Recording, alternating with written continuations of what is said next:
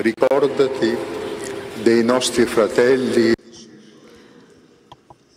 Para recordar a nuestros hermanos y hermanas Admir, Alexandre, Alizé, Plas, Angela, Antonio, Alessandro, Andrea.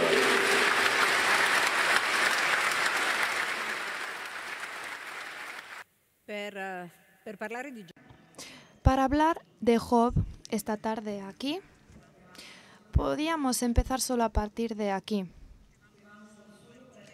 Podíamos empezar por el dolor colectivo reciente, que es también un dolor individual para muchas personas y familias, para muchas personas que todavía se preguntan el por qué.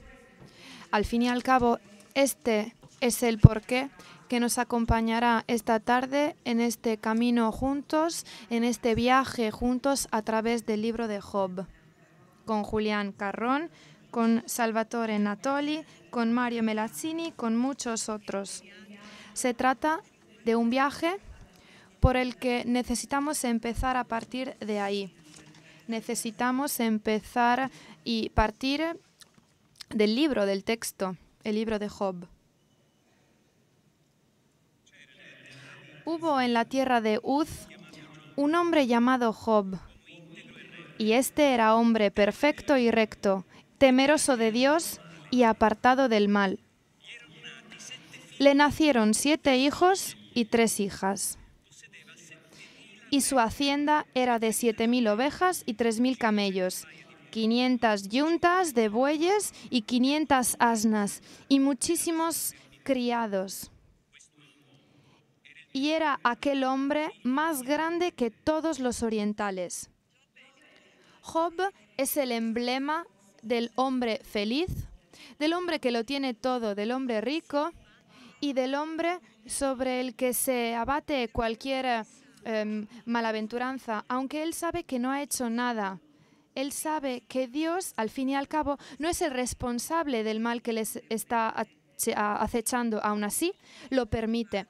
Por ende, Job, ante el primer encuentro con el mal que le está aplastando, decide tener la actitud de aquel que acepta.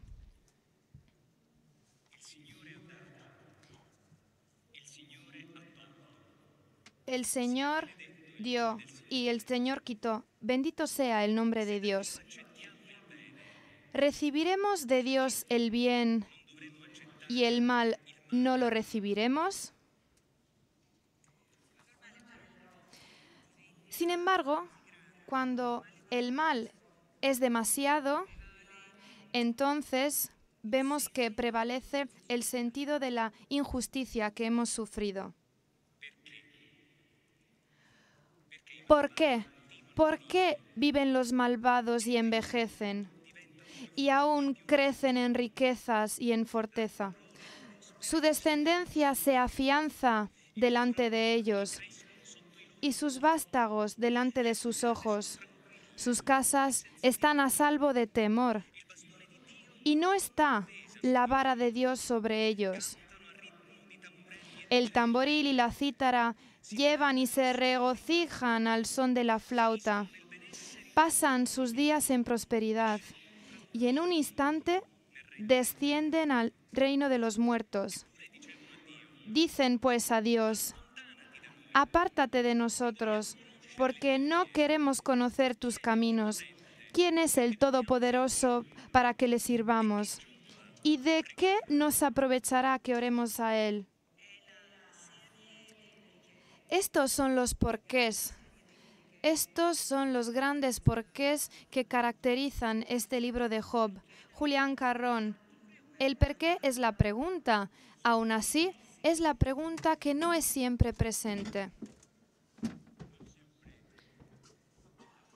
No siempre ante el problema del dolor hemos contestado con un por qué. ¿Por qué? El problema del dolor es una cuestión que siempre ha desafiado a los hombres, pero siempre se había resuelto atribuyendo el mal a un principio malo que junto con el principio bueno, era el origen de todo. Es un hecho verdaderamente sorprendente que un pueblo tan pequeño como el pueblo de Israel, rodeado por imperios y culturas tan grandes, haya cedido ante este esquema, esta impostación que estaba tan difundida en Oriente. Y a uno se puede preguntar, ¿pero por qué? ¿Por qué se han rendido? ¿Por qué han cedido a esta explicación de los dos principios del bien y del mal? Y la única explicación que podemos encontrar es que el pueblo de Israel tenía una experiencia tan grande de un Dios bueno que se había manifestado a lo largo de la historia que ante el problema del mal no podía barrer entera y completamente toda la experiencia de bien de aquel Dios que le había permitido salir de Egipto, le había acompañado a lo largo de su camino, le había prácticamente salvado. Y esta es la razón por la que este Dios no tiene ningún problema cuando les deja ir al exilio. Cuando después se miran hacia atrás, pensando en cuál era el origen principal de todo lo que existe, de toda la realidad de la creación, no pueden negar que el origen de todo es un Dios bueno. Entonces, todo lo que ha creado es bueno. La primera página de Génesis es un canto hacia esta posibilidad de lo real, de la realidad. Todo es bueno. Y por eso, el origen del mal no es Dios.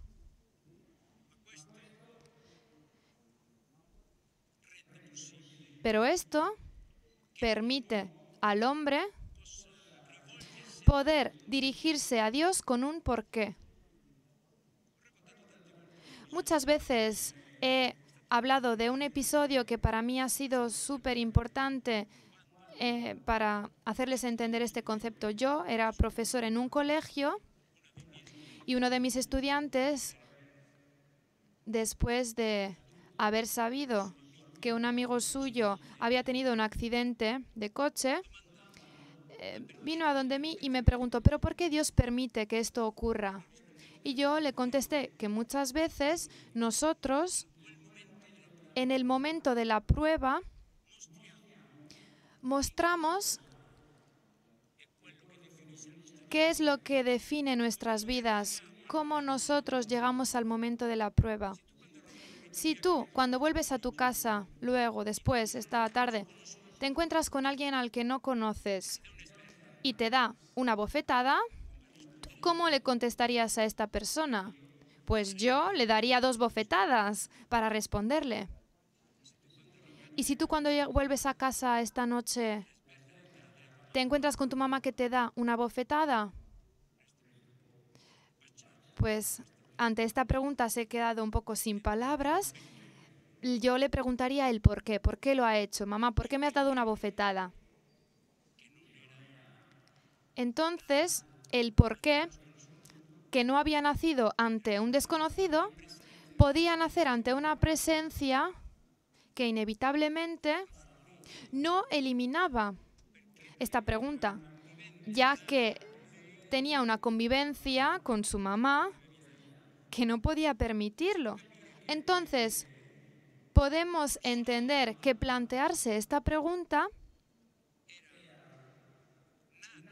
nacía a raíz de una relación tan llena de hechos buenos que en el momento en el que había contraposición con aquel Dios, se encontraban con un interlocutor. Por eso me ha sorprendido mucho lo que dice Lewis, en un cierto sentido.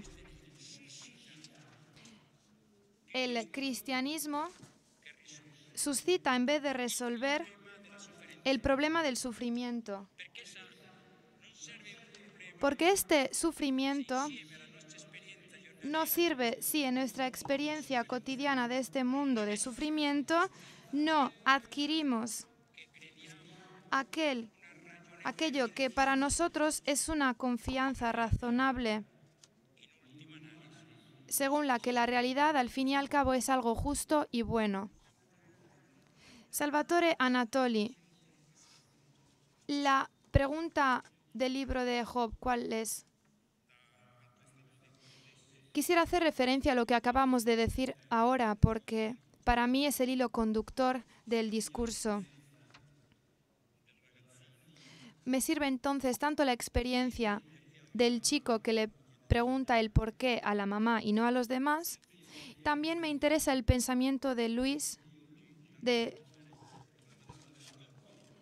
hecho de que en vez de resolver el problema del mal, lo complica. Porque en la tradición siempre tenemos este problema, en la tradición. ¿Cómo es posible que Dios, que es bueno, y en el caso de Job es justo sobre todo, cómo es posible que le otorgue dolor al justo? Entonces, o es un mentidor y no es Dios, o, de no ser así, y esto ocurre con Job, nace otra experiencia de Dios. El libro de Job es importante justamente por ello. Entonces, hace referencia a la tradición de la Biblia y dialoga con aquellos que no pertenecen al mundo bíblico. Y aquí quisiera hacer un par de comentarios rápidos. Hemos hablado de amor de Dios, de traición de Dios que le castiga a aquel que es justo. Por tanto, nos encontramos dentro de una relación de alianza, en términos bíblicos, una alianza que se ha roto de alguna manera. Pero no todos los hombres de la historia del mundo han experimentado el dolor en el horizonte de la alianza. Es más, diría que la mayoría de la humanidad ha experimentado el dolor como un hecho natural. Por tanto, según parece, experimentamos el dolor de forma diferente en función del horizonte de experiencia y del contexto cultural en el que este dolor se realiza. Un griego, por ejemplo, nunca se habría imaginado el dolor en términos de justicia, porque es algo natural. Y la naturaleza, por definición, es inocente y cruel. Baste con pensar en el ciclo reproductivo de la materia, en el ciclo animal. Nosotros vivimos y comemos a los demás, eso nos permite vivir. La vida se reproduce a través de una crueldad constante y continua. Si nosotros no comiéramos, nos moriríamos. A alguien nos tendremos que comer para sobrevivir, ¿no? Por tanto, el horizonte griego es un horizonte trágico, donde el elemento del dolor es connatural a la existencia. Por tanto, no es un problema de justicia. A lo mejor el problema podría ser este. En este mundo inmenso de dolor, ¿de dónde nosotros podemos sacar la fuerza para sobrevivir y resistir? Este es el héroe griego, aquel que se levanta ante el dolor e intenta quedarse de pie a través de la fuerza de su humanidad, podríamos decir. Y esto se los digo porque es un horizonte de experiencia del dolor que afuera del judaísmo ha caracterizado la experiencia de gran parte de la unidad. Después tenemos el judaísmo y esta es la alianza. E introduce dos cuestiones importantes sobre las que quería hacer hincapié y luego ya volveremos a hablar de ello. Ante todo, el dolor está vinculado a la culpa. Se dice en el Sinaí, cuando Dios da las leyes del Deuteronomio, se dice, cualquiera que respete la ley será bendito por el Señor. Y la bendición del Señor, según la Biblia del alto judaísmo, quería significar simplemente tres cosas. No existía la inmortalidad del alma. El primer judaísmo no creía en la inmortalidad del alma. La bendición de Dios consistía en tres cosas. ¿Cómo se declinaba? Bueno, por un lado, en una riqueza de bienes. En segundo lugar, se declinaba en una amplia generación de hijos y una vida larga. No hablo de una vida eterna, hablo de una vida larga. La bendición del Señor es estas tres cosas. De hecho, lo hemos leído. Permites vivir por muchos años a los malos y les quitas la vida a los buenos. Entonces la alianza es que si tú respetas la ley, inevitablemente serás bendito por el Señor. En cambio, si eludes la ley, inmediatamente serás maldito. Entonces, hay un pasaje muy bonito del Deuteronomio en el que dice: el cielo se cerrará sobre ti como bronce, perdón. Y yo digo, pero oye, yo la ley la he respetado, no he eludido la ley. Por tanto, tú, Dios, no eres fiel al pacto, a la alianza que hemos hecho, me estás traicionando. ¿Cómo es posible? Entonces se plantea este problema uno. O tú eres un traidor y no eres Dios, o bien yo, antes de rechazarte, y esto es lo más importante, te llamo y te digo, hablemoslo. ¿Por qué? ¿Por qué? Porque yo, pese a todo, no te quiero perder. Porque la mujer de Job, que ya está lleno de plagas, le dice, tienes que maldecir al Señor y después morirte. Job no la escucha, no hace lo que ella le sugiere. Es más, dice, quiero entender el por qué. Antes de abandonarlo, yo quiero entender el por qué. ¿Pero por qué? Porque sin el Dios de la ley, que es un Dios que salva, yo estaría perdido de todas formas. Este es el meollo de la cuestión en el que colocamos el grito de Job. También porque a la llamada o al reclamo llegaremos, pero en este momento que es el grito máximo de dolor, que es el sufrimiento del hombre que le pide cuentas a Dios de su sufrimiento, este grito atraviesa toda la historia del hombre en todo momento y en todas sus manifestaciones.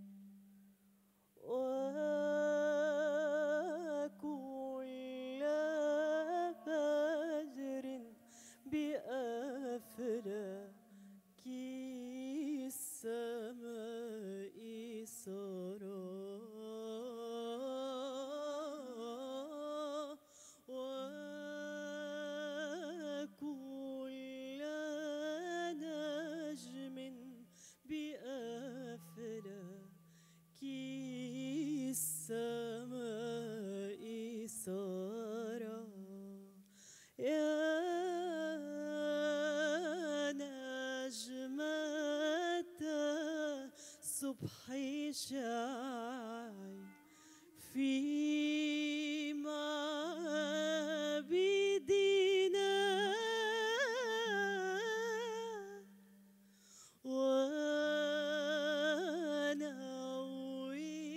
ونويري عقلنا والسمع والبصر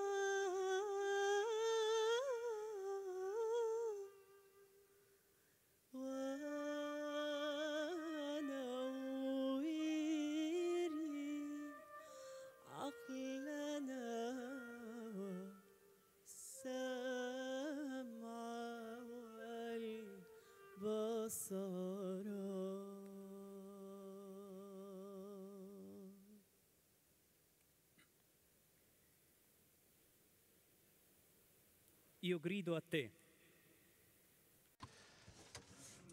A ti te grito, pero tú no me respondes. Insisto y no me atiendes. Te has vuelto cruel conmigo y con el poder de tus manos me persigues. Me levantas y me pones a caballo del viento y me disuelves por el vendaval. La pregunta más grande, la pregunta por el dolor colectivo quizá más desgarrador, el hombre contemporáneo la ha vivido a través de la Shoah. Hay un pequeño libro escrito por Ziconi que se dirige a Dios y que es un pequeño libro que se encuentra se ubica en el gueto de Varsovia, que está ardiendo después de la rebelión. El autor sabe que su mujer y sus hijos han muerto delante de sus ojos y que su final está próximo. Y es entonces que este hombre escribe, más bien él, alguno escribe por él, algunas páginas que pasan en la historia, como a pesar de todo, dentro de sí muestra una gran fe por su Dios.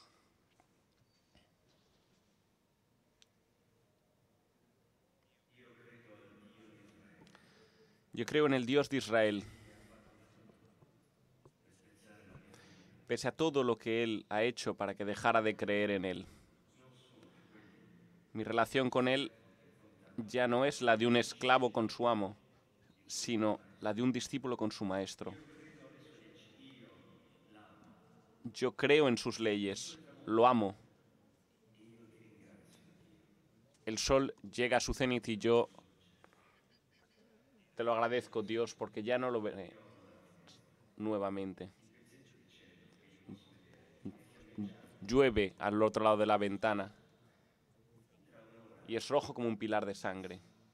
Dentro de una hora, como mucho, me habré reunido con mi mujer, mis hijos y el millón de hijos de mi pueblo que ya han muerto y ya no dominarán más, y Dios será el único soberano.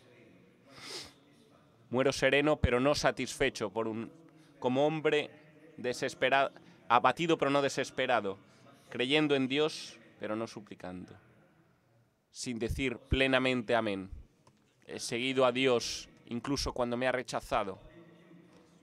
He cumplido con sus mandamientos, incluso cuando para premiar mi seguimiento no me ha satisfecho. Yo lo he amado y lo amo aún, aunque me ha hecho descender a la tierra, cuando me ha reducido a vergüenza y risas. Tú puedes torturarme hasta la muerte y yo seguiré creyendo en ti. Te amaré siempre, aunque tú no quieras. Y estas son mis últimas palabras. Dios mío, palabras de cólera. Tú no serás capaz de hacerme renegarte. Has intentado todo para que cayera en la duda, pero yo muero como he vivido, con una fe férrea en ti. Es un desafío extremo. Joseph Kober se dirige a Dios y dice: ni siquiera esto hará que mi fe en ti sea minada. Y la historia de la Shoah, lo que sucede en los campos de concentración, de hecho, marca la pregunta más grande y la ruptura para muchos de la relación con Dios. Y los llevó Elie Wiesel en su obra La Noche, muestra cuando él entra en el campo de concentración y ve las filas de personas dividirse. Algunos van directamente a los hornos crematorios, otros serán sometidos a sufrimientos indecibles trabajando en los campos. Este pasaje nos devuelve a esas horas, a esos momentos, a esas preguntas.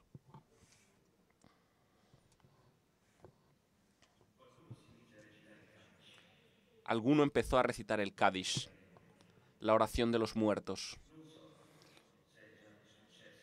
No sé si ha sucedido antes en la larga historia del pueblo judío que los hombres recen la oración de los muertos para sí mismos. Y sentí una revolución, una revuelta crecer en mí. ¿Por qué debo santificar su nombre? El Eterno, el Señor del universo, el Eterno omnipotente estaba en silencio, callaba.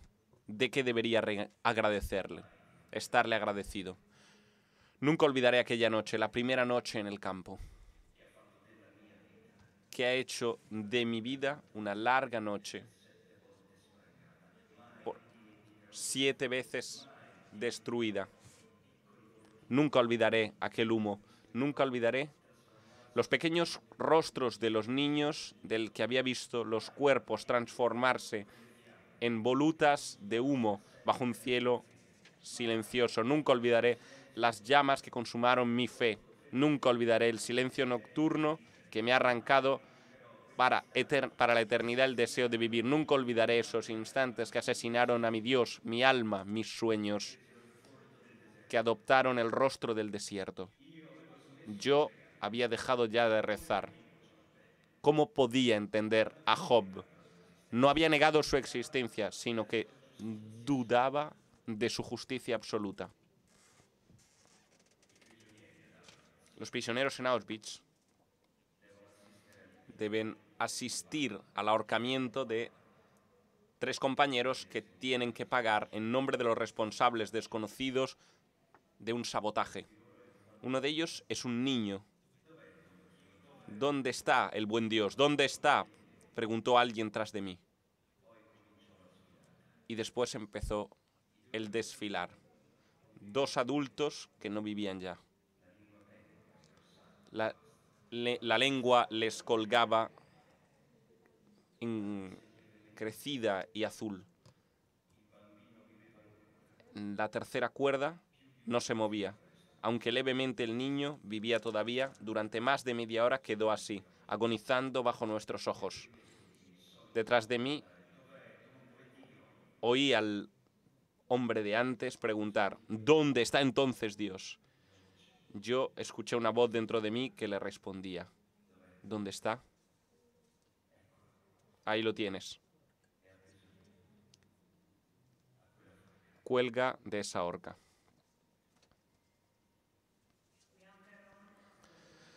Julián Carrón y Salvatore Natoli.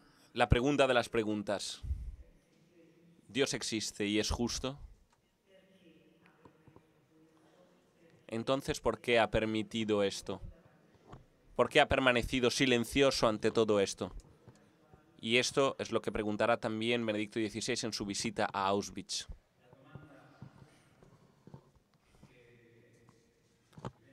Responde Julián Carrón, la pregunta que se hace cada vez más urgente frente al dolor no se desvincula de la presencia buena que el pueblo de Israel hemos visto, de la que el pueblo de Israel ha hecho experiencia, ha tenido una experiencia. Pero esto no borra para nada, no elimina la relación que vemos en estos testimonios, como las personas, de cómo las personas frente a este dolor absolutamente misterioso e incomprensible, hay quien permanece ligado a esta experiencia que han hecho del bien último de la vida, del vivir, y hay quien, ante esta misma experiencia, pone en duda la experiencia de bondad.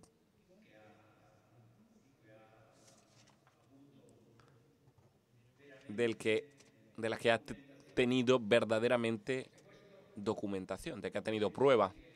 Y esto hace así que significa que ante el drama cada vez más agudo del dolor, uno puede dejar que esta presencia determine la forma de afrontar el dolor, como ha sucedido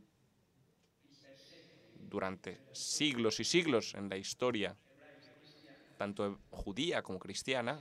Podemos pensar a múltiples situaciones que ha atravesado la fe de Israel y la fe cristiana, donde todos los sufrimientos no eran capaces de hacer dudar. Pensemos, por ejemplo, en la peste en la Edad Media. La experiencia de Dios estaba tan enraizada en las vísceras de la vida del pueblo, de las personas que creían, que nada de todo ello ponía en discusión, aunque fuera misterioso, prevalecía siempre el imponerse, la imponencia de una presencia que no disminuía. Por el contrario, vemos cómo a lo largo de la historia,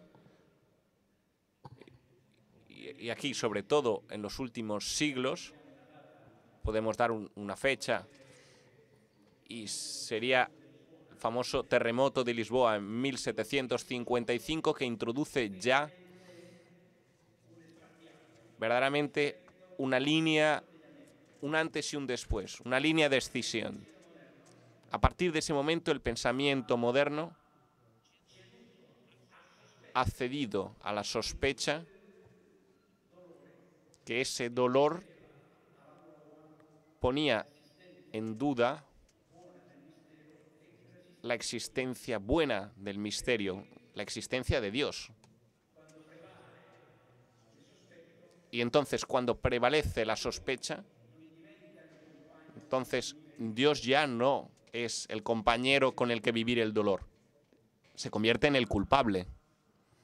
Pero la cuestión es que en un cierto momento la modernidad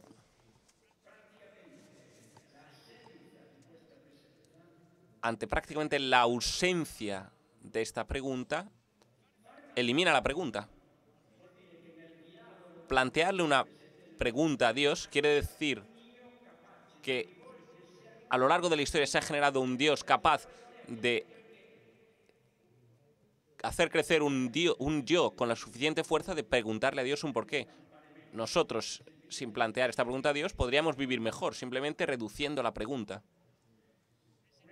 Un ejemplo muy significativo es el caso de un personaje muy conocido por su modernidad, como es Kafka, Franz Kafka. En el proceso, elimina la pregunta. Por tanto, la ausencia de Dios no ha permitido al hombre responder su problema, sino que se ha contentado y ha vuelto a ese mundo del que hablaba el profesor, en el cual se reduce el dolor a un hecho de naturaleza que no suscita una pregunta porque falta el interlocutor. Y por tanto, esto lo vemos no solo en estos personajes de la literatura, cuanto en los momentos que se dan acontecimientos, como por ejemplo suceden desastres naturales o desastres de otro tipo, donde prácticamente todo se reduce, no tanto a una pregunta de todo el poder de la razón, sino que se reduce la pregunta vaciándola en un problema psicológico.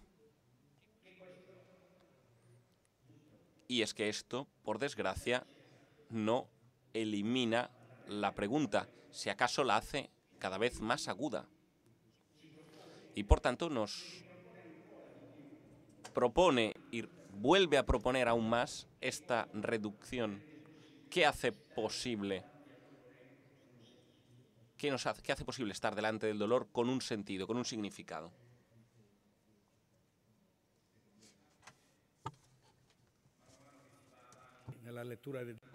A medida que seguimos leyendo el libro de Job, las preguntas son cada vez más intensas. Como decíamos antes, nuestra tarea es dar unas aperturas, una especie de cortes, ya que este es un texto abismal, muy, muy largo. Quisiera hacer unos comentarios a raíz de los textos que acabamos de leer. Ante todo,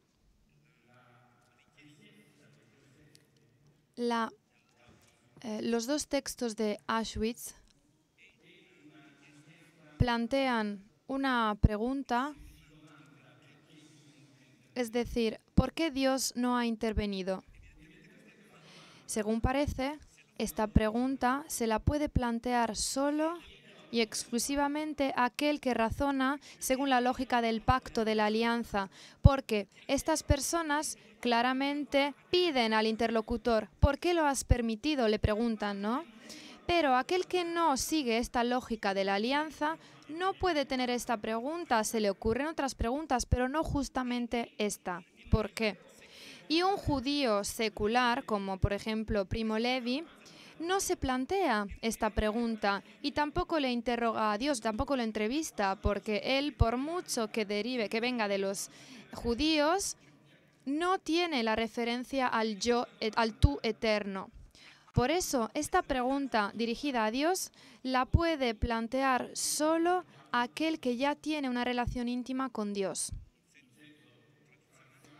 En sentido tradicional, hablo de las personas que tienen fe, y aquellos que no tienen fe no pueden formular esta pregunta porque no cuentan con un tú. Quizás harán otras preguntas y quizás después de esta intervención puedo poner algunos ejemplos. Esta es la primera cuestión. ¿Por qué los prisioneros de Auschwitz se preguntan por qué Dios no intervino? Se preguntan por qué Dios no intervino por el hecho de que ellos se sienten traicionados. El segundo punto es este. ¿Podía intervenir Dios o no? Les doy una pequeña sugerencia para intentar responder a la pregunta siguiendo la Biblia.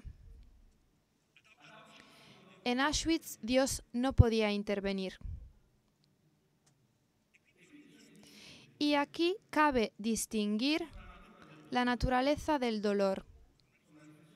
Esta es una reflexión sustantiva, porque existe un dolor sufrido al que somos sometidos que deriva de la naturaleza, como por ejemplo una enfermedad. ¿Quién es el responsable de este problema, de este dolor? Es la naturaleza. Pero en la historia de los seres humanos hay un dolor difundido muy frecuente, que es el dolor infligido, causado, es decir, el dolor que los hombres se ocasionan los unos a los otros. Y este es el dolor de Auschwitz. No es una influencia, una enfermedad, no es un cáncer. Y si por un lado el dolor que viene de la naturaleza, al fin y al cabo lo tienes que aceptar, que lo quieras o no, porque esto pertenece a tu ser mortal, a tu mortalidad. Por otro lado, nosotros no morimos porque tenemos el dolor porque nos morimos. Nosotros no sufrimos y el sufrimiento ocasiona la muerte, sino que es nuestra mortalidad que nos hace sufrir. Por tanto, es un dolor que no podemos evitar porque al final nos moriremos todos. Pero el dolor infligido, causado por los hombres a otros hombres, este es un dolor que podríamos evitar. Y este es un dolor malo. ¿Y por qué Dios no puede intervenir? Porque para evitar este tipo de dolor debería quitarles a los hombres la libertad que les ha dado. ¿Puede salvarte de un cáncer con un milagro? Si te quiere mucho, podría intervenir, sí, pero no puede quitarte la libertad. No te la puede arrebatar. El dolor quizás puede eliminar el mal que viene de la naturaleza, pero no puede barrir el mal que viene del hombre. No puede barrerlo, porque esto iría a contradecir la libertad que le ha dado.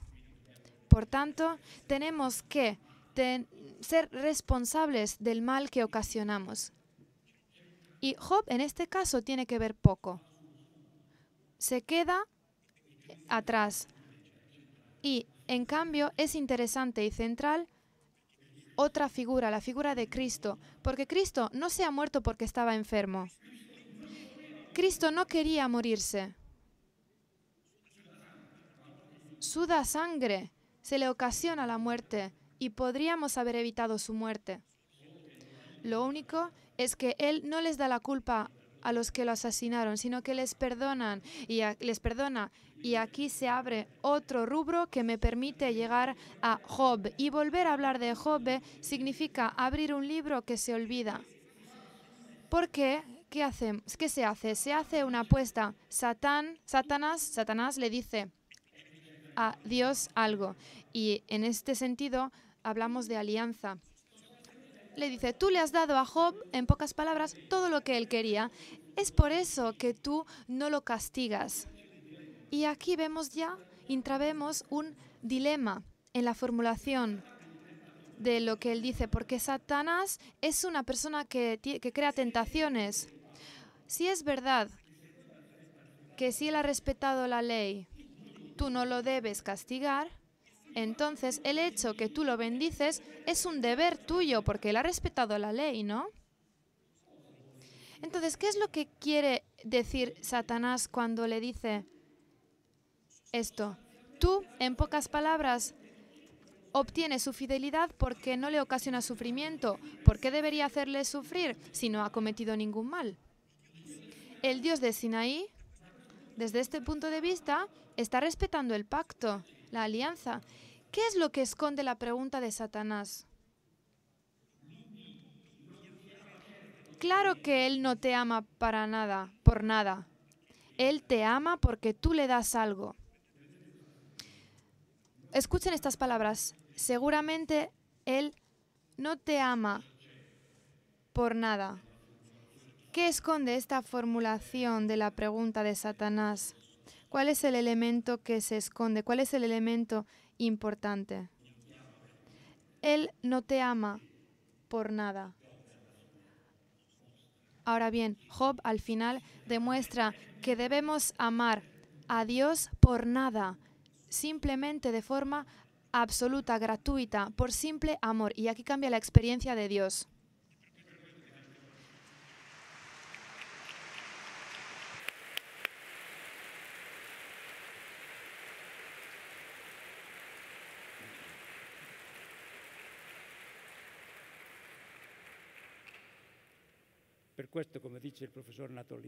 Por eso, como dice el profesor, a veces el escándalo del mal es el escándalo de la libertad, porque preferiríamos vivir en un mundo en el que no hay libertad.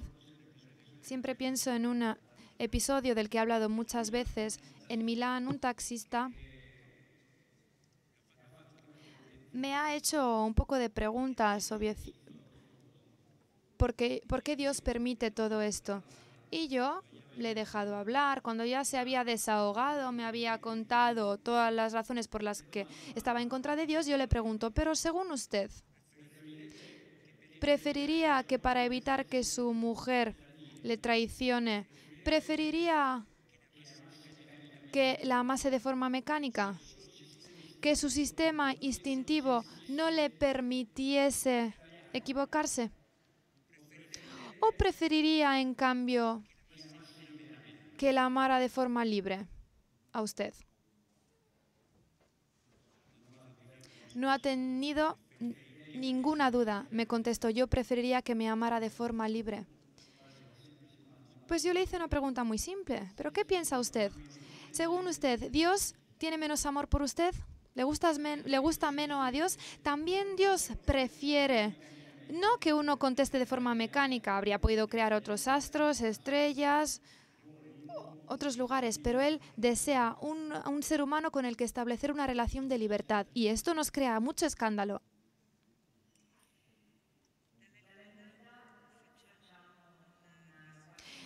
Ahora, después de haber hablado de la libertad, demos un paso atrás y volvamos a plantearnos la cuestión de considerar la pregunta de quien tiene fe, pero es sometido a un dolor increíble en su existencia.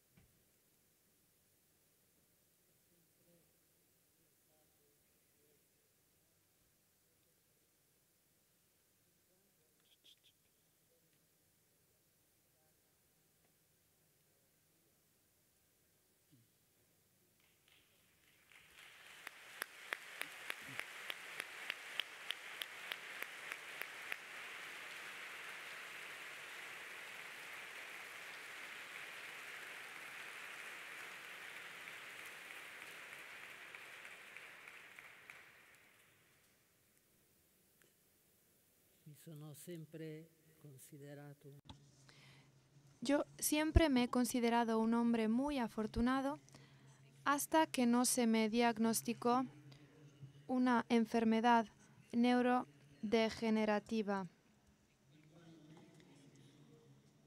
la ELA, esclerosis lateral amiotrófica. En aquel momento yo me encontré con el límite de la ciencia médica, pero también, como yo pensaba al principio, el límite de aquel que me había creado, de aquel que me había dado la posibilidad de recorrer un camino maravilloso, tanto desde el punto de vista personal como profesional. En aquel momento, yo, debido a la impotencia de la ciencia médica, en la que yo confiaba porque le había dado mucho, porque yo había curado, tratado, he vuelto felices muchísimas personas, las había acompañado a su curación, pero en mi caso no había nada que hacer.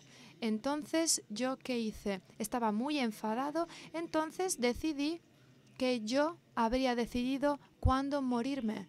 No habría decidido otra persona. Entonces yo lo abandoné todo, me alejé de todos. Me quedé solo con un par de amigos súper queridos porque yo no tuve el valor para alejarles. Un amigo jesuita especial con el que había compartido muchas fases de mi vida, personal, pero también profesional. Este amigo mío me dijo, si quieres quedarte solo y si quieres seguir aquella decisión que yo tomé, es porque yo había contactado una clínica suiza para interrumpir mi vida, porque mi enfermedad me lo estaba quitando todo, me habría quitado todo, me habría y me ha llevado a ser entera y completamente dependiente de todos. Entonces yo no habría podido ser conjugable con aquel concepto de vida que siempre había hipotizado en mi realidad. Esta era una interpretación y una mirada completamente diferente. Entonces, en aquel momento me dijo, espera, quédate solo un momentito y piensa. Y me regaló su Biblia con una... Había todos los capítulos del libro de Job y yo acepté simplemente por respeto esta Biblia donde había un marcapáginas justamente en el libro de Job. Acepté simplemente por respetar a mi amigo, Pero en mi vida yo siempre me he relacionado de forma racional con algunos indicadores, algunas pautas, indicadores físicos, materiales, tanto a nivel profesional como personal o bien en el campo del deporte también. Por tanto, siempre había sido racional. Pero cuando luego me encontré siendo acudido, ya que tenía muchos problemas ligados a mi enfermedad, yo empecé a encararme a todo aquello que para mí era el indicador más importante, la montaña. Entonces decidí, por un mes casi, decidí ir con mi silla de ruedas, decidí ir a la montaña mirando todo lo que había ahí y midiéndome con aquella mirada relacionada al pasado, por la que no habría podido hacer todo lo que había hecho antes. Y de forma racional, ¿qué es lo que hice? Empecé a hacer un listado de puntos fuertes y puntos débiles de mi enfermedad. Y esto me ha llevado, en un momento dado, a entender que yo tenía razón. Yo tenía que plantearme los porqués con aquel Dios. Yo, en mi simple día a día, me dirigía a Dios confiándome a Él y confiándole todo de mi vida en mi cotidianidad. Y yo me planteaba esta pregunta, ¿pero por qué justo a mí? ¿Por qué a mí? ¿Por qué en este momento todo lo que yo había hecho ya no puedo hacerlo? podía seguir haciéndolo, en cambio ya no habría podido hacerlo. En un momento dado me topé con 2 capítulos del libro de Job muy especiales. Después de 1 mes y medio yo cogí este libro en mis manos y, como alguien ha dicho y ha escrito, intentar leer Job es particular porque más lo lees y más te parece tener entre las manos como un serpiente, un pescado, como un jabón que se te resbala, porque no tienes aquella capacidad de detectar lo que quiere transmitir. En un momento dado me sirvió también recurrir a una oración de Madre Teresa de Calcuta.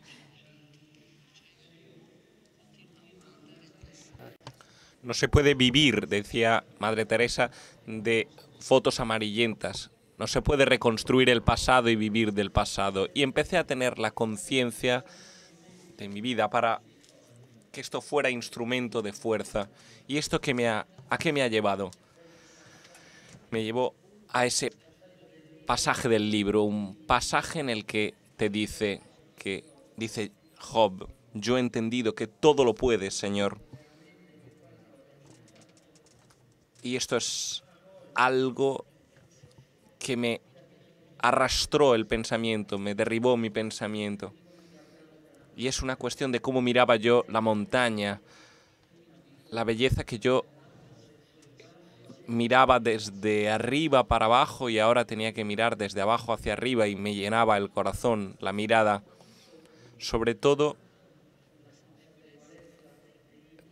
por la conciencia del límite que me había llevado a comprender y sobre todo valorar lo que Job, con su recorrido de sufrimientos y de odio en relación con su propio cuerpo, que es lo que me había sucedido a mí, todo lo que él describía era lo que yo encontraba en la cotidianidad, incluso con pensamientos, con relaciones de sabiondos, que te decían lo que debías y lo que no debías hacer. Pero es que es algo que en la cotidianidad cada uno de nosotros encuentra. El sufrimiento, el dolor, no es deseable, pero forma parte de nuestro recorrido de vida. Y esto es lo que Job quería decir. Y sobre todo en ese pasaje que es muy fuerte. Yo, como creyente, pensaba que podía creer y ver a ese Dios misericordioso después de ese larguísimo año, ese recorrido. Para mí ha querido decir que antes Dios te conocía, pero ahora te he encontrado. Exactamente he encontrado ese misterio, esa conciencia del misterio que te es compañera y te permite vivir la cotidianidad, una cotidianidad que es extremadamente difícil como un valor, vivirla como un valor añadido, pero sin dar por descontado que todo puede suceder, todo es verdadero, todo es concreto, y no dar nada por descontado. También porque la vida te pone delante continuas pruebas, y si supierais hasta qué punto el libro de Job en mi cotidianidad siempre es útil. Hace algunos años, cuando por desgracia se diagnosticó una enfermedad rara a mi sobrino, aún en ese caso, la pregunta del por qué, pero un silencio la respuesta. Pero la conciencia, sin duda, de que a él, con la E mayúscula, todo le es posible. La conciencia, más aún paradójica, que te pone frente a este caso difícil que ha llevado a unos casos, un trasplante. Dios quita, pero Dios da también. Y esto ha llevado a que el donante ha sido la madre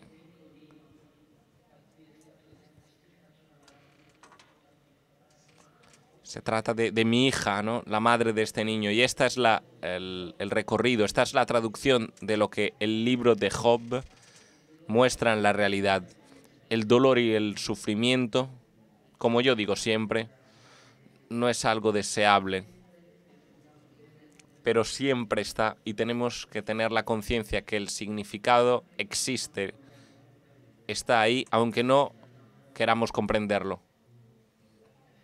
Y esta ha sido un poco siempre mi fortuna, el haber comprendido con el libro de Job la esencia del existir, el ser y existir. Este es el pasaje fundamental. Y todo aquello que yo hago en mi cotidianidad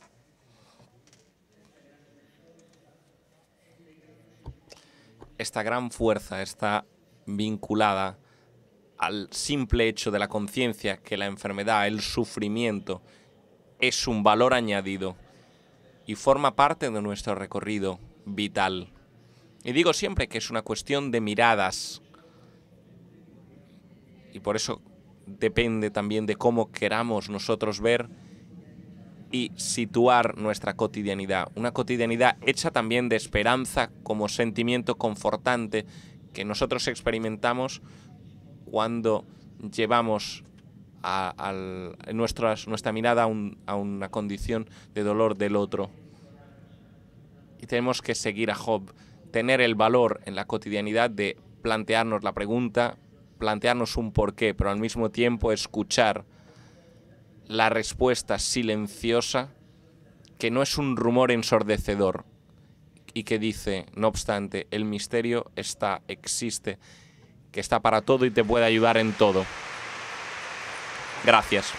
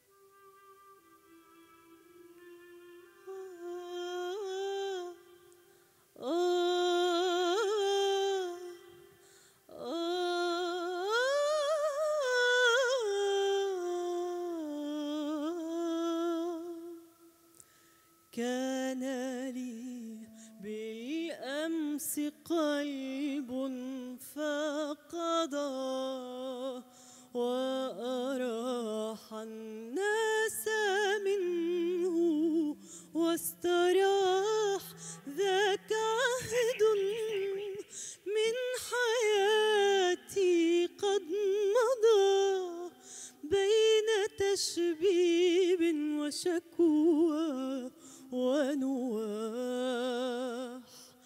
إنما الحب كنجم في الفضاء نوره يمحى بأنوار الصباح وسرور الحب وهم لا يدوم وعهود الحب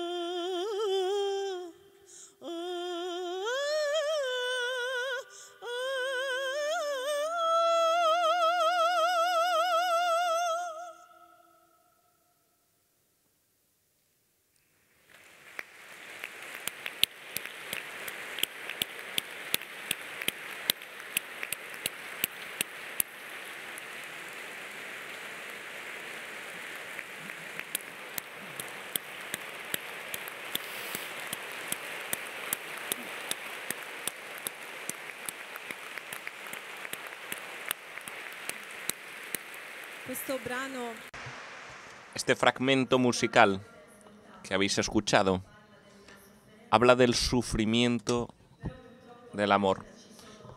Pero por desgracia en la vida hay otros tipos de sufrimiento. En este último periodo hemos visto lo que ha sucedido, tanto aquí en Italia, en otros países. Yo querría hablaros sobre el sufrimiento que está experimentando el pueblo sirio, mi pueblo. Por desgracia, el sufrimiento, muchos la han sufrido. Ha habido quien ha tenido que dejarse todo tras de sí y escapar, sin siquiera una maleta, y encontrar otro lugar en otro país más seguro, donde no se dan los bombardeos, donde no caen los misiles. Y ha habido quien ha preferido quedarse en casa mandando a sus niños al colegio, sabiendo que quizás estos niños nunca llegarían a volver a casa porque los golpes de mortero y los misiles caían por todas partes.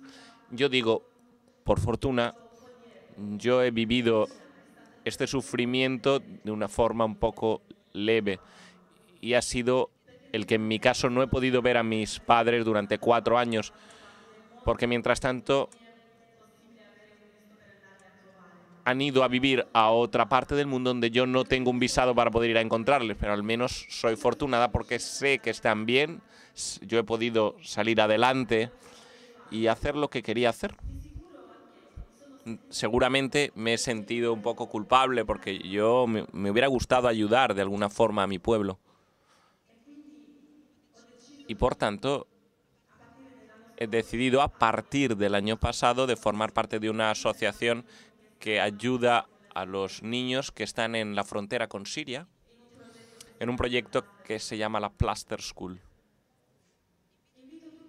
Os invito a cada uno de vosotros a apreciar, así como yo he apreciado, como Hassan ha apreciado, es lo que tenemos, porque estamos vivos y estamos bien, y ayudar a los que están en dificultad, porque todos de alguna manera podemos hacerlo. Gracias.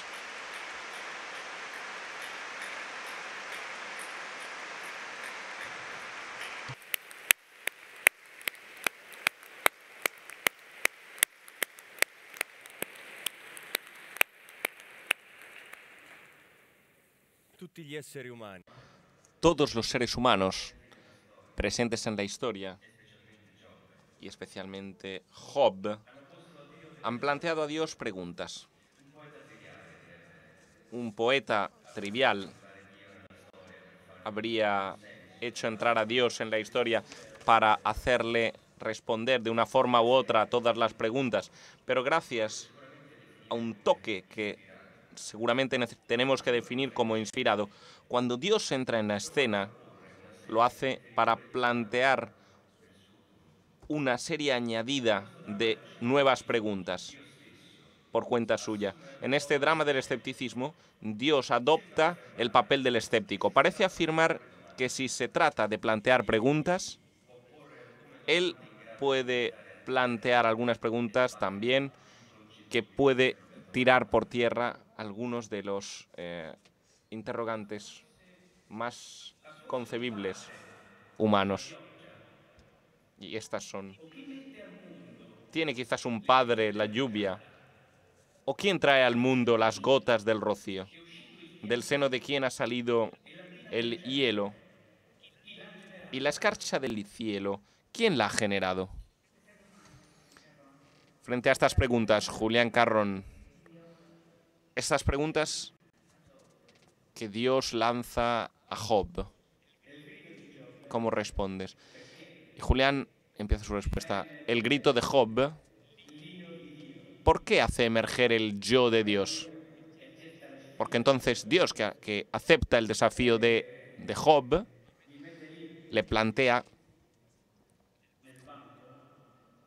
en el tribunal, en el banco de los acusados, Y Dios, como dice Chesterton, es el que quiere plantear las preguntas al hombre. Le devuelve pregunta por pregunta al hombre que lo ha desafiado. Como si Dios tuviera necesidad de un interlocutor que no elimina las preguntas para que pueda hacer emerger ante sus ojos quién es Dios. Lo hemos visto en el testimonio del doctor Melazzini.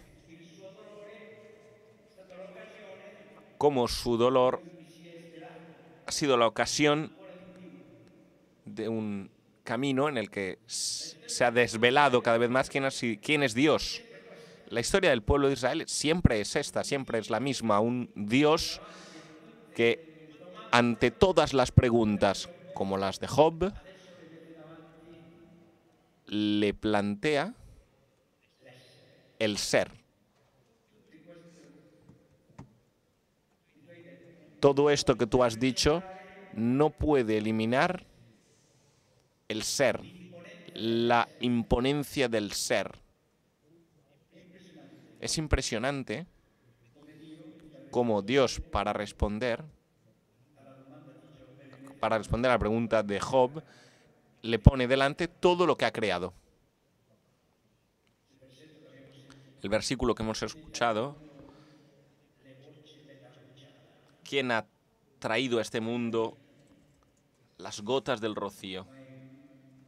Parece nada, banal, pero en una situación cultural así, en la que nos encontramos ante la prevalencia del ser o la nada, Dios pone a Job ante el ser, a la imponencia del ser. Y aquí se ve toda la carga. Esto es suficiente para permanecer ante el dolor. Uno podría decir, bueno, está bien, nosotros nos ponemos cómodos ante toda la tragedia que hemos percibido, que hemos sentido. Bueno, puede ser una charla confortable, no sé si respondería. Por esto es interesante, sorprendente, leer a un testigo como es de Hilsun, que a diferencia de Vischer, que está en la misma situación, la misma que él, dice: junto a los hambrientos, a los maltratados, a los moribundos, cada día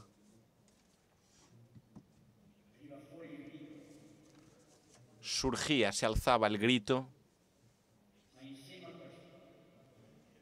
y junto a este grito estaba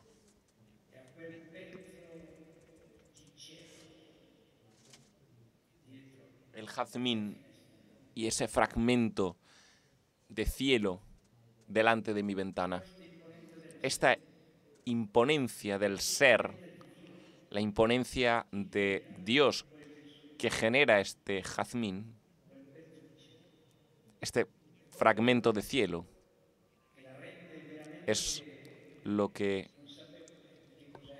le hace verdaderamente consciente de en qué consiste la realidad, que nosotros tantas veces reducimos porque nuestra razón, herida por este dolor, no es capaz de verlo todo. Mientras que cuando uno reconoce toda la exigencia de la razón, dice: mi vida se ha convertido en un diálogo constante contigo, oh Dios mío, un único y gran diálogo. A veces cuando estoy en una esquinita del campo, mis pies plantados en la tierra y mis ojos lanzados al cielo, las lágrimas me corren por la cara, lágrimas que surgen de una profunda emoción y reconocimiento. Parecería imposible que esto sea un fragmento que ha sido escrito en el mismo lugar donde ha nacido la revolta de Bixar. Y esto quiere decir que el dolor es un desafío a la razón y a la libertad de una forma estrepitosa, y que aquí se juega toda la capacidad que el hombre tiene de estar ante toda la realidad sin censurar ni un solo aspecto u otro, y abre al hombre a esta positividad última que ningún dolor puede cancelar, puede eliminar.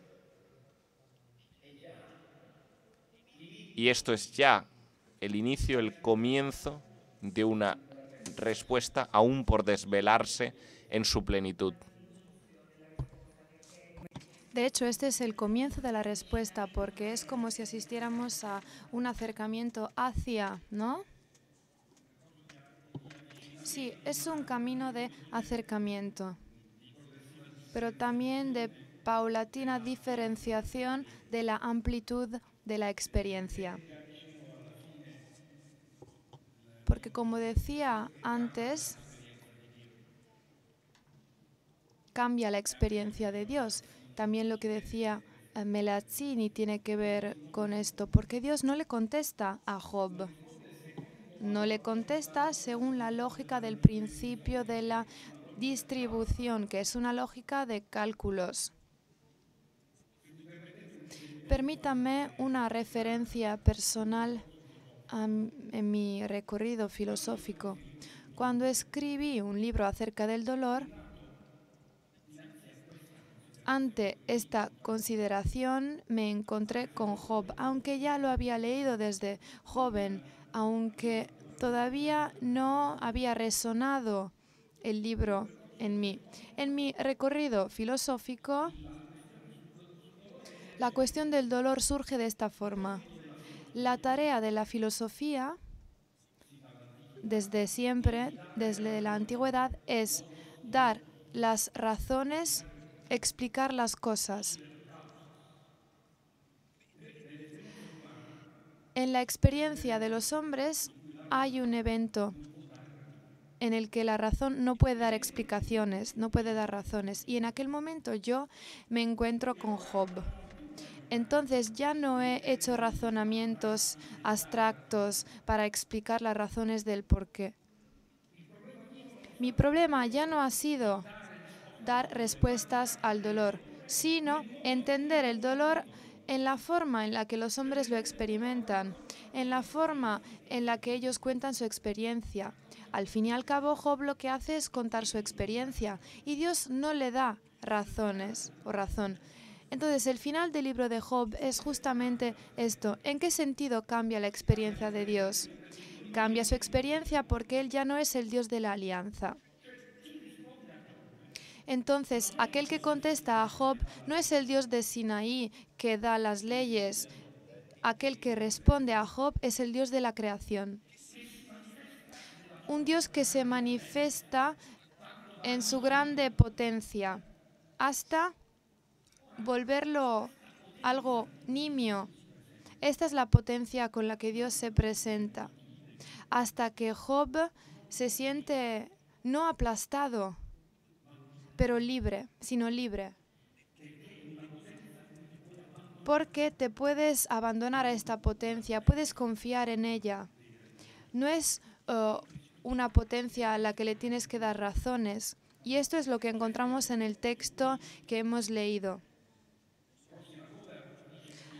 Rosira Hover dice, yo sigo creyendo en ti. Pero el final de aquel pasaje es una referencia textual del libro de Job. ¿Cómo se acaba este texto? Tú has intentado hacerme caer en la duda, pero yo me muero tal y como he vivido, con una fe inquebrantable en ti. ¿Pero por qué? Que sea alabado el Dios de los muertos, de la venganza, de la verdad, el Dios de la fe, que enseguida, muy pronto, mostrará su rostro al mundo y hará tremar sus cimientos con su voz omnipotente. Entonces, esta es la potencia de Dios. Yo creo en ti, pero ¿por qué creo? Porque tú eres poderoso. Pero ¿cuál es la diferencia entre el poder de los hombres y el poder de Dios? Entre el poder humano y el de Dios. La omnipotencia de Dios. El poder de los hombres es escalar. Yo soy más potente que tú. Pero siempre hay alguien que es más potente. Y entonces este tipo de potencia, que es como una escala que sigue subiendo, aplasta tarde o temprano, porque el más potente quiere tener más razón que el más pequeño. Por otro lado, la potencia de Dios no es así, no es escalar, no es poderoso porque es el omnipotente, es poderoso porque tú no puedes agarrarlo, no puedes hacerte con él porque se te escapa, se te resbala, porque no puede entrar en tu medida, en el orden de la fuerza. Y este es el salto de la fe. No le pedimos ayuda a una fuerza de forma humana, con la medida humana de la fuerza que protege, sino que utilizamos la forma paradójica del misterio que nosotros ignoramos. Esta es la dimensión de la fe. Entonces la experiencia de Dios significa experiencia del misterio. Por eso el hombre puede dar una respuesta a través del salto. Como vemos aquí, yo no quiero perderte. Leía un maravilloso texto de un poeta contemporáneo que en una brevísima frase resume todo el tema de Job. Caproni se llama este poeta. Dios mío, aunque tú no existas, ¿por qué no me asistes? Esta es la dimensión de la que hablaba. Entonces la respuesta puede ser el salto. Pero como decía al principio, también hay otras formas de experimentar dolor. No el tú eterno. En el momento en el que crea, sí, lo tenemos, pero también hay otra forma de experimentar el dolor, y es el otro, con minúsculas, es decir, la relación con los demás. No es el tú eterno, sino que es el yo de los demás, de los otros que se hacen cargo de tu dolor. Y esta es una experiencia que podría ser laica, que no es alternativa a la religiosa, pero quizás puede ser paralela, complementaria. Este es el camino que tratamos de recorrer llegando al punto de conclusión, que no es conclusión porque es un libro que no se acaba. Volvamos al libro de Job. In questi silenzi in cui le cose si abbandonano. Ve, en estos silencios en que las cosas se abandonan y parecen próximas a traicionar su último secreto, a veces se espera descubrir un error de la naturaleza, el punto muerto del mundo, el anillo que no resiste, el hilo por desenredar que nos ponga finalmente en el medio de una verdad. La mirada hurga en torno, la mente indaga, acuerda, desune en el perfume que inunda al languidecer más el día. Son los silencios donde se ve en cada sombra humana que se aleja alguna perturbada deidad. Más falta la ilusión y el tiempo nos devuelve a las ciudades rumorosas, donde el azul se muestra solo a retazos, arriba, entre molduras. La lluvia fatiga la tierra después. Sobre las casas se adensa el tedio del invierno. Se hace avara la luz, avara el alma. Cuando un día de un portal mal cerrado, entre los árboles de un patio, se nos muestra el amarillo de los limones y el hielo del corazón se deshace. Y entre el pecho nos borbotan sus canciones, las trompetas de oro de la solaridad. Perché questo montale che ¿Por qué hacemos referencia a este montale que, intentando no creer y no reconocer, se da cuenta de que hay como un anillo, como algo amarillo de los limones que nos desvela el más allá, algo diferente, lo otro, lo más allá, ¿no? Entonces, como Cohen, otro poeta contemporáneo, nos sugiere algo. Los poetas parecen intuir la relación entre las cosas mejor que otros, pero quisiera pensar en Mario Luzzi, que considera el libro de Job un libro sorprendente. Y dice, lo considero sorprendente porque ocurren muchas cosas que no son muy claras. Yo interpreté el libro como un comienzo del cristianismo de la cultura judaica. Él nunca separa, nunca traiciona a Yahvé pese a las persecuciones, a los castigos, y él se resiste porque quiere contar con un Dios con el que puede hablar. Ya no es el omnipotente, sino que es el omnihermano y el omniinteligente. Hay algunas interferencias en el libro, pero esta es la línea directriz. Se busca un diálogo y esta es la petición, que Dios no se pavonee de su testimonio. Che ti hanno veduto. Ahora mis ojos te han visto, de oídas te había oído. Hablábamos de una relación. Hemos dicho que la experiencia de Dios cambia porque ante lo abismal se abren grandes interrogantes. Nosotros somos lanzados hacia el más allá. Usando la expresión de un pasaje bíblico que un poco nos recuerda a esto, aunque utiliza palabras diferentes, el libro de Coelet, el hombre nunca puede unir el principio con el final. Nosotros no podemos decir el origen y el fin del mundo, nunca podemos tener la solución final. Sería exigir algo, querer tener la última palabra. Nosotros nunca tenemos palabras definitivas sobre el mundo, siempre tenemos palabras parciales. Entonces estamos en el horizonte del más allá y de la expectativa, de la espera. Pero quizás puede ocurrir que no hagamos el salto. En el Evangelio de San Juan se dice, nadie viene a mí si yo no lo llamo. Puede ocurrir que nadie oye mi llamada.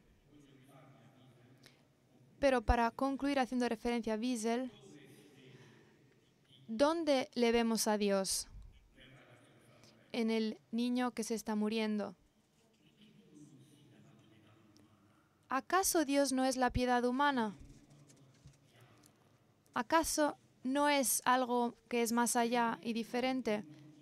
Si el Dios dentro de nosotros no es este sentimiento de piedad ante el dolor y de los demás, quisiera hacer una interpretación laica de un texto del Evangelio, de la Biblia, para decirles cuál es mi punto de vista. ¿Qué significa resurrección para mí? Es Emaús que se encuentra cuando dice que se encuentran con Jesús resurrecto y no lo reconocen. Era noche, llegaron a casa. Entra con noi perché si fa sera. Entra con nosotros porque ya está anocheciendo. Para cualquier hombre anochece. El ocaso llega para todos. Entonces entran y lo reconocen. En aquel momento en el que partió el pan y quizás en el hecho de compartir, para un laico como yo, hay Dios. No hay otras formas para mí de explicarlo.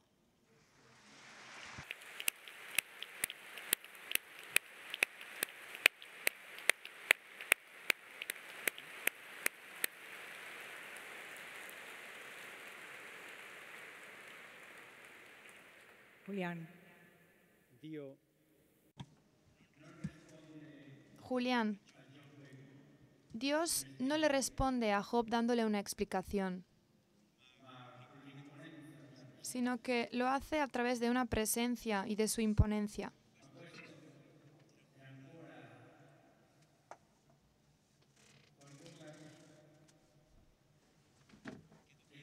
Pero esto debería desarrollarse y seguir así hasta que la presencia que Job había visto en la naturaleza de la creación se volviera carne. Por eso, Claudel ha detectado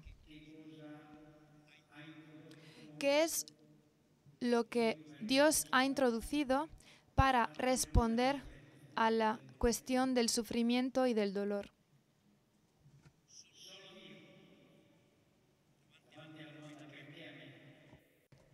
Solo Dios, frente a la pregunta ¿por qué a mí? Solo Dios, directamente interpelado y llamado a responder, ha dado una respuesta. Y la cuestión, la pregunta ha sido tal, era tan grande que solo el verbo con la V mayúscula podía afrontarla, aportando no una explicación, sino una presencia. El verbo, la explicación, se ha hecho carne.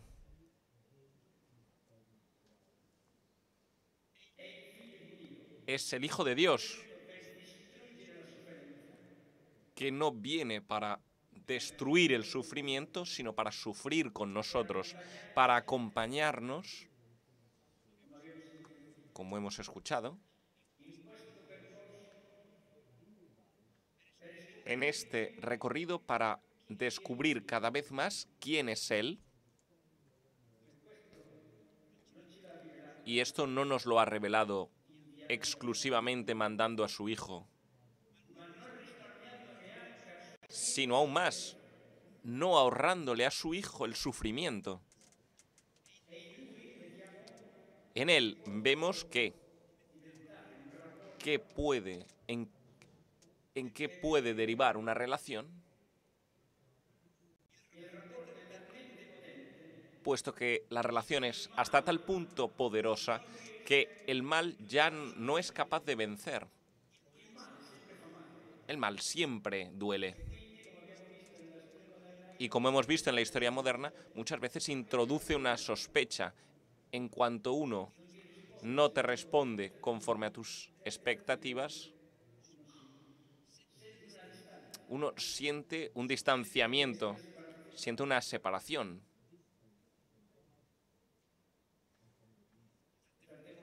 Y muchas veces, inmediatamente, ¿qué ha hecho Dios para que me trates así?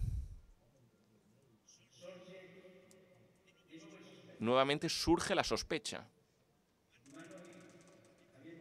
Pero nosotros hemos tenido ante nuestros ojos en la historia uno al que no se le ha ahorrado nada de del sufrimiento humano. Y siendo inocente, en él el mal no ha sido suficiente para arrancarlo de la vinculación, del vínculo con su padre.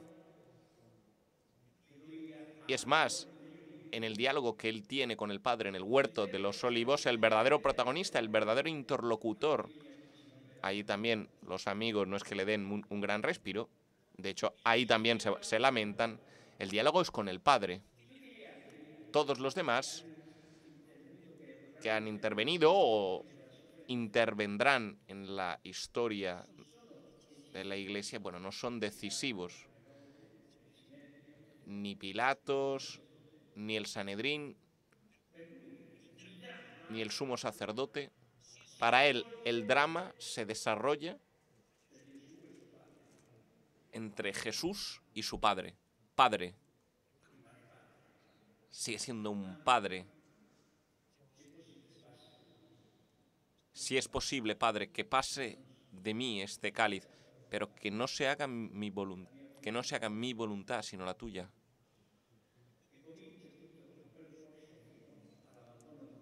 Y empieza desde ahí todo un recorrido hasta el abandono total, porque en el momento último de la vida, Jesús no puede experimentar, por menos que experimentar, todo el vínculo con el Padre hasta el punto de decir: Padre, en tus manos encomiendo mi espíritu. Y todos sabemos que en ese momento el mal ha sido vencido como posibilidad de romper la sospecha y afirmar el vínculo y abre una posibilidad de vivir el dolor como una compañía. Él, al que no se le ha ahorrado nada, él ha podido ver que ese vínculo, esa victoria del amor, lo ha llevado a la vida para siempre. Y entonces uno como San Pablo, al que tampoco se le ha ahorrado sufrimiento ninguno del que nos cuenta en sus cartas, nos dice: ¿quién nos separará del amor de Cristo? Quizá la tribulación, la persecución, el hambre, la nada, el peligro, la espada. En todas estas cosas nosotros hemos salido más que vencedores, gracias a aquel que nos ha amado. De hecho, yo estoy convencido de que ni la muerte ni la vida, ni ángeles ni principados, ni presente ni porvenir, ni profundidad ni altura, ninguna criatura podrá nunca jamás separarnos del amor de Cristo que se da en Cristo Jesús. Esto es lo que nos testimonian tantas personas en el presente, como el padre Kolbe, o Etelsun, o el propio Mario, que hacen presente el misterio de Dios y nos dicen cómo es posible afrontar el mal con la esperanza de que todo esto se convierta en una ocasión para profundizar en nuestra relación con Dios, y que en lugar de que venza la sospecha, vence la familiaridad.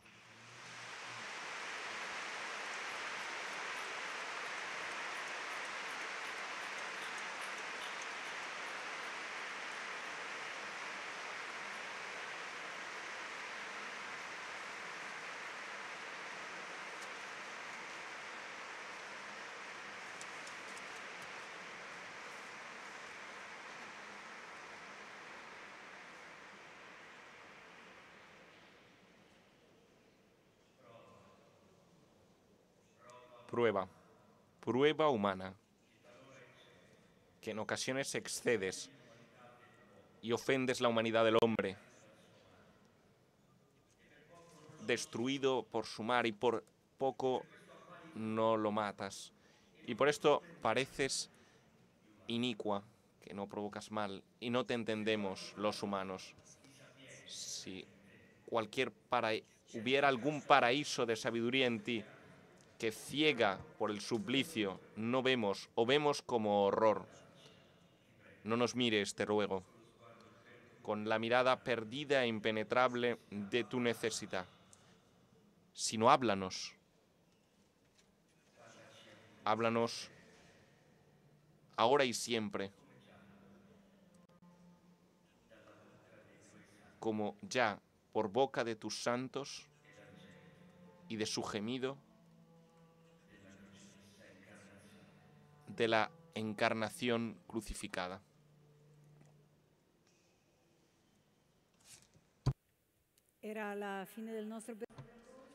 Este es el final de nuestro recorrido y tenemos agradecimientos para Máximo Paolo, Mirna y Yazán, que han sido protagonistas de este gran espectáculo.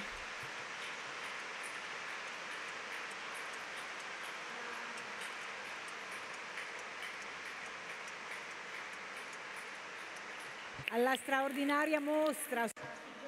Un agradecimiento por la estupenda exposición que encontraréis en el meeting y por el enorme trabajo que ha llevado a cabo Ignacio Carvajosa y los suyos. Por tanto, gracias a Nacho, gracias a Julián Carrón, gracias a Salvatore Natoli, a Mario Melazzini y a todos vosotros por venir a este encuentro. Muchas gracias.